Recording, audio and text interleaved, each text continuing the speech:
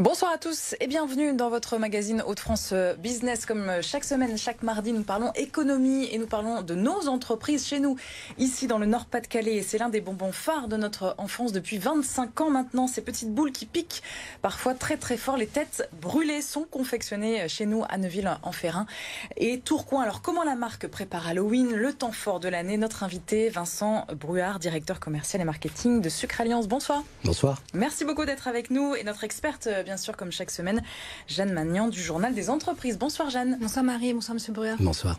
Et on commence tout de suite avec quelques chiffres.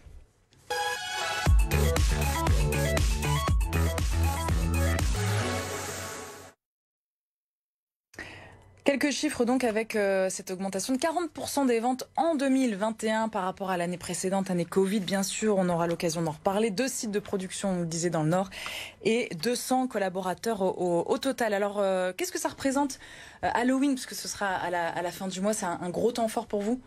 Alors c'est un énorme temps fort pour nous et c'est un très gros temps fort pour le marché de la confiserie de sucre. Sur 15 jours dans l'année, ça représente 13% des ventes du global annuel fait en confiserie de sucre. Et pour nous, sur la marque Tête Brûlée, c'est encore plus important vu que ça pèse 20% de nos ventes. Et là, il y a un enjeu d'autant plus fort que vous êtes en forte croissance. Donc on l'a vu, 40% de plus en 2021. Comment ça s'annonce pour 2022 ? Eh bien écoutez, jusqu'ici tout va bien, jusqu'ici tout va très bien, on est complètement dans la continuité de 2021, dans la mesure où là, à septembre, on est à plus 22%.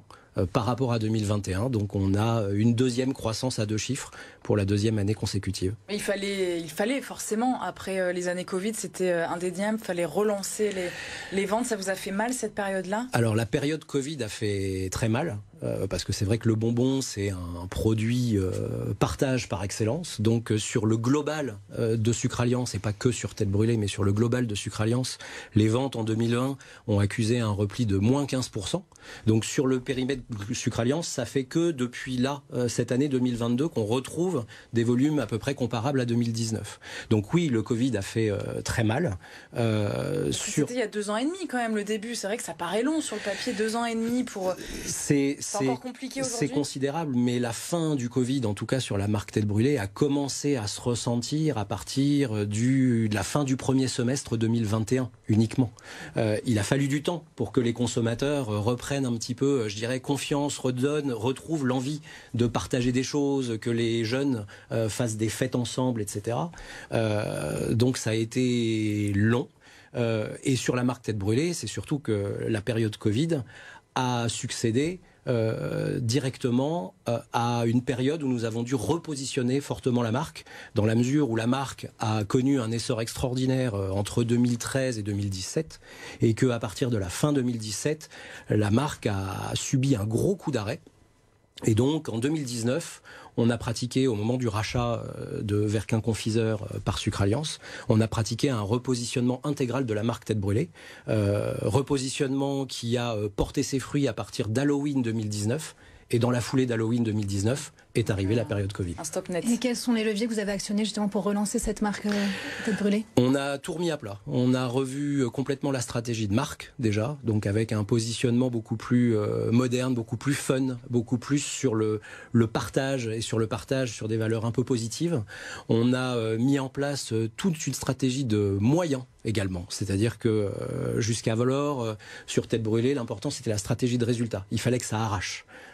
Nous, on a mis en place une stratégie de moyens, c'est-à-dire, OK, pour avoir et proposer des bonbons à sensation, mais des bonbons à sensation en mettant des choses issues de la naturalité dans nos produits. Donc on fait extrêmement attention à nos recettes, donc ça a été un travail considérable en termes de R&D, tant sur nos innovations que sur les produits existants, où désormais on a l'intégralité de nos produits qui sont faits avec arômes naturels, colorants naturels, voire des ingrédients naturellement colorants. Vous inscrivez un peu dans la lignée aussi indispensable des industriels sur l'écologie, etc., sur savoir aussi ce qu'on mange. C'est capital de donner du sens aux consommateurs. Alors certes, nous, nos consommateurs sont les jeunes ados, mais les acheteurs sont les parents.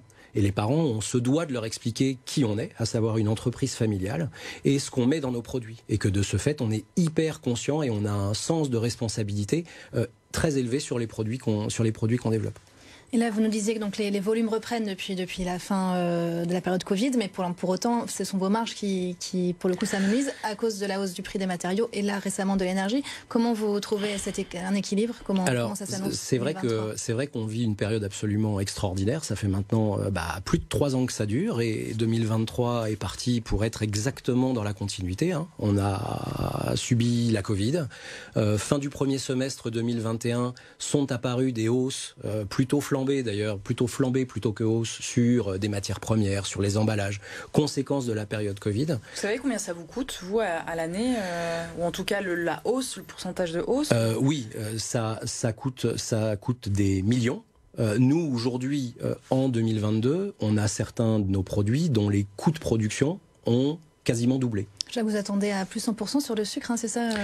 Le glucose, en une petite année, a été multiplié par 2,5. Le sucre a été multiplié par 2. Sur tête brûlée, on utilise des acides, de l'acide citrique, de l'acide malique, donc des produits qu'on retrouve naturellement, qui dans le citron, qui dans la pomme. Les acides, c'est plus 70%. Les emballages, c'est... suivant les matériaux, entre plus 30 et plus 60%. Et ça ralentit vos investissements, votre développement ou pas forcément? Alors, non. La chance qu'on a, c'est qu'on est une entreprise familiale et 100% familiale.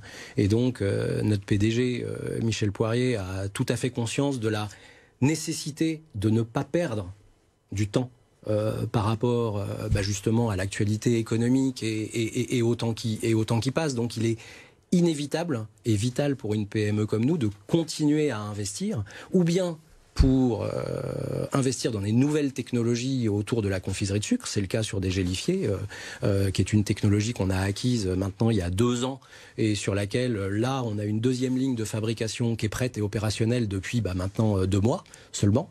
Mais c'est vrai également pour rénover le parc, pour travailler à l'amélioration également, pourquoi pas des rendements, pourquoi pas de mettre en place des améliorations sur des lignes pour être moins énergivore. À Neuville-en-Ferrain et Tourcoing, du coup, vraiment. C'est le cas à Neuville-en-Ferrain, c'est le cas à Tourcoing. À Tourcoing, on a investi dans une ligne totalement remise à niveau de pâte à mâcher, donc qui sont ces petits bonbons un peu rectangulaires, faciles à mâcher, papilloter, qu'on connaît tous sur le marché.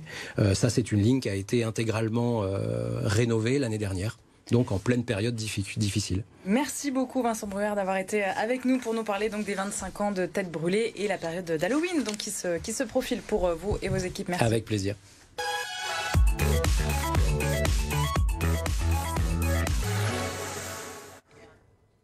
L'actu du journal des entreprises avec Jeanne et on parle de textile et de Blanche-Porte ce soir, Jeanne. Oui, tout à fait. Bon, vous savez bien qu'il n'y a pas que des bonnes nouvelles en ce moment dans le textile régional. On pense évidemment à Camaïeu. Voilà. Donc, on en parle beaucoup ce soir d'ailleurs. Tout à fait. Mais il y a aussi des acteurs qui se portent bien et c'est chouette d'avoir des belles histoires à raconter. Et Blanche-Porte en fait partie. Donc, c'est ce spécialiste bien connu de la mode et de la maison qui est basé à Tourcoing, qui était autrefois VPCiste et maintenant qui s'est tourné vers le e-commerce. En difficulté en 2016, l'entreprise a été reprise par 4 de ses cadres avec le pari de transformer entièrement la boîte tout en gardant les 189 salariés. Et année après année, ça ressemble de plus en plus à une success story. Ça fait penser un peu à la Redoute d'ailleurs, il y a encore quelques années. Paris gagné donc du coup oui, on dirait bien.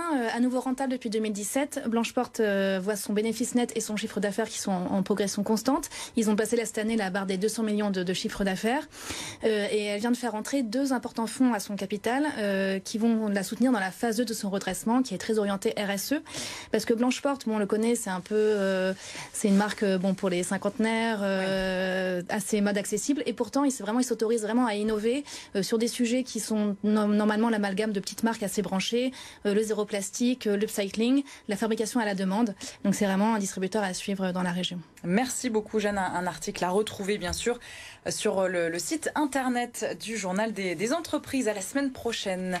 Demain, on se retrouve comme chaque semaine pour parler emploi et nous aurons l'honneur d'avoir l'un des responsables d'Exotech, la 25e licorne française qui continue de recruter chez nous dans la métropole lilloise.